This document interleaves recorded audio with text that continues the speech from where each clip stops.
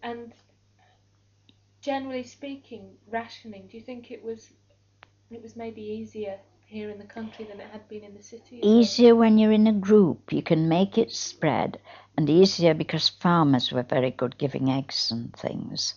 I don't think any of them did it unlawfully. I think probably sometimes the cow would give more milk or something, but we were careful, but I don't think we were ever, don't remember ever being short of food as it was. We lived plainly and good. I cooked as well as nursed. We did anything we could do, you know, you lived together, wholly together.